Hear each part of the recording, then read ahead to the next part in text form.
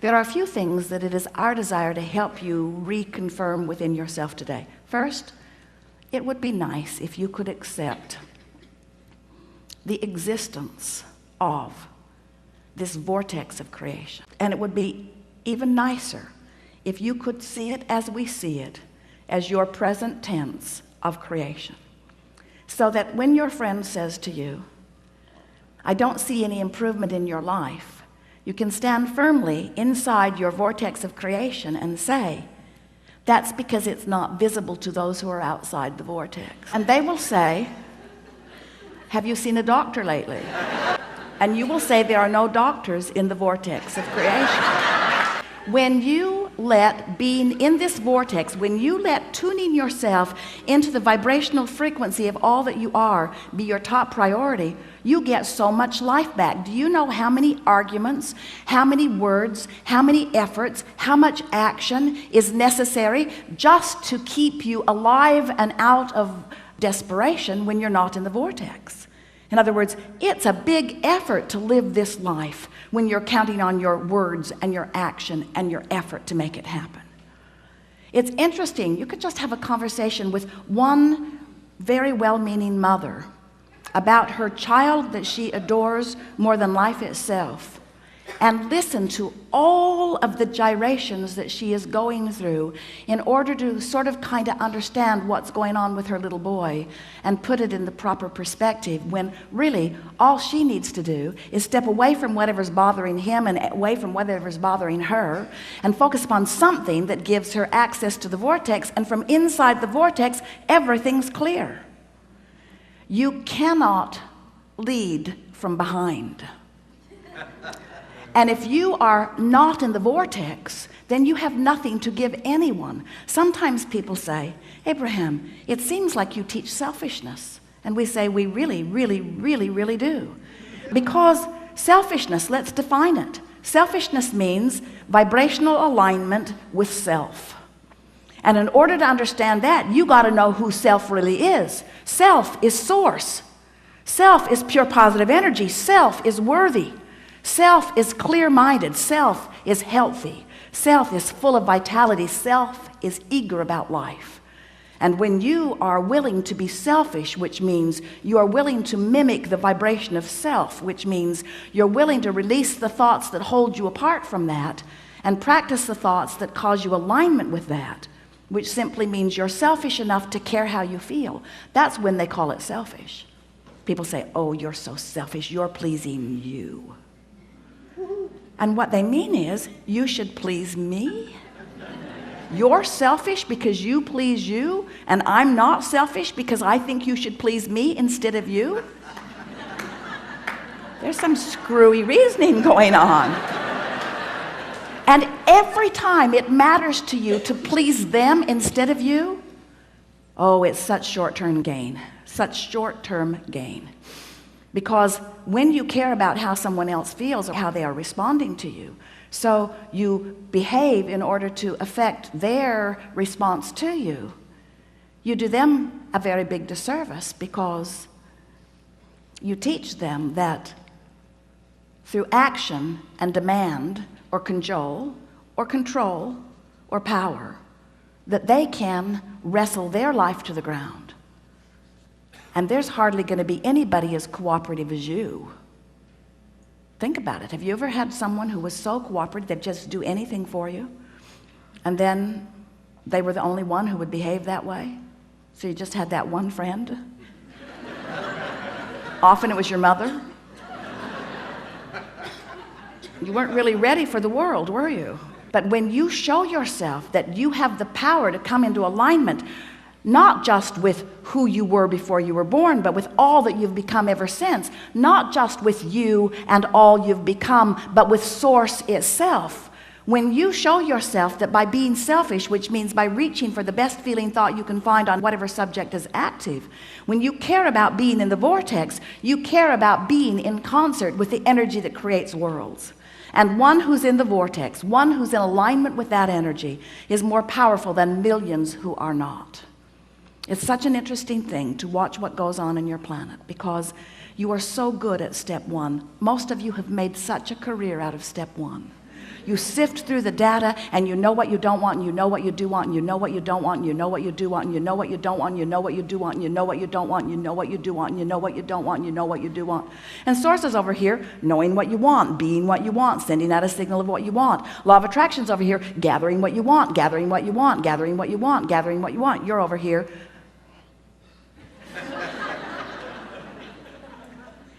That's creating by default. That's going where the wind blows. That's complaining about whatever they're complaining about and feeling about whatever's happening. But when you decide that you're going to take control of your relationship to who you really are, when you decide that you're going to tend to this gap between you, wherever you are on whatever subject you're experiencing, and who you really are and what you know about the same, now life is going to take a new form and shape for you. You're going to feel exhilarated. You're going to feel satisfaction. Those who are watching you will see you as someone who seems to create tremendously with ease. Those who are watching you, especially those who don't really understand the power of this vortex and the power of your deliberate alignment with it, they'll call you lucky. Many times they'll be jealous of you, because they'll watch your fortunes amass and your funds surround you, and they'll watch you in satisfying life experience. And when they say to you, "What do you know that I don't know?" the only thing that you can say to them that is of any real value to them is, "I figured out my relationship with me, and I'm constantly aware of my vibrational relationship to who I really am and what I really want. And I guide every thought I can to mesh with the wholeness that I am. I've become a deliberate thinker. I no longer create by default. I think on purpose, I speak on purpose, I act on purpose, and I don't do any of it unless I'm in the vortex." What do you mean? What's a vortex? What do you mean? What is a vortex? A vortex is a vibrational state of being that is the precursor of all positive motion forward, of all that is. It's like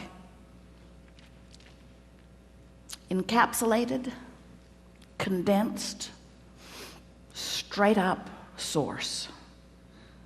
It's pure positive energy. It's the holding tank. It's the anchor. It's the touchstone. It's the place where all dreams and wishes and hopes are held until we find vibrational alignment with them. It's the eternal pool of well-being to which each of us have added mightily along the path of our physical experience. So this vortex, it is a reality even though you can't see it, but you can feel it. You know how your dog hears things you can't hear and smells things you don't want to smell? Because your dog has more acute sensitivity to sound than you do. Sound is just vibration, and hearing is just translating it. Smelling is just translating vibration. This vortex is something that while you can't see it, and while you may not be able to hear it,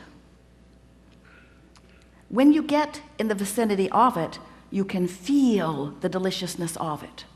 And when you are far from it, you can feel the discord of not being close to it. Do you know that everything you feel all day, every day, is nothing more than feedback about your proximity to your vortex? So when you feel really ornery, you're vibrationally speaking not near your vortex. When you feel hopeful, you're right on the brink of it. In fact, this door to the vortex, this imaginary door in Abraham's fairy tale of the vortex, this vibrational entry point is somewhere between hope and belief.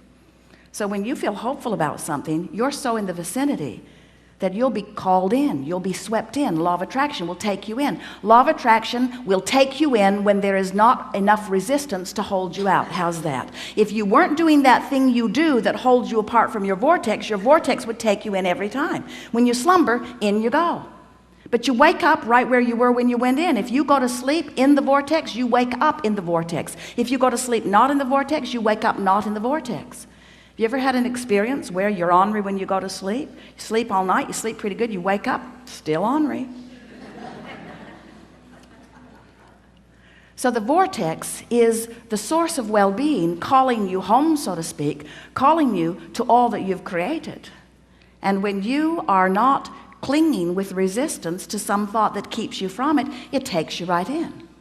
So really, when we say we want you to get into the vortex, what we really mean, a much more accurate way of saying it is, we want you to stop doing that thing you do that keeps the vortex from taking you in easily. Oh, you're going, you're just not going willingly sometimes. In other words, when you croak, in you go. So wonderful to watch you die.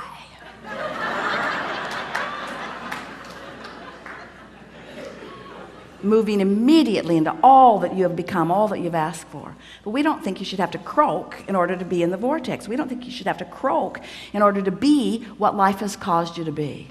So, as we're moving forward today, we're eager to talk with you about whatever it is you want to talk about. And it is our desire to help you to find a vibrational stance, which means a mental approach, which means an attitude about whatever it is that you've got going on. We want to help you soften your resistance, because when you soften resistance, the vortex takes you in. And that really is where you belong. You belong inside that vortex where rendezvous with exhilarating things can happen all day, every day. Do you know that if this time-space reality has the wherewithal to stimulate a desire, so that the desire is in present tense already gathered in this vortex of creation, that this time-space reality has the wherewithal to give it to you now.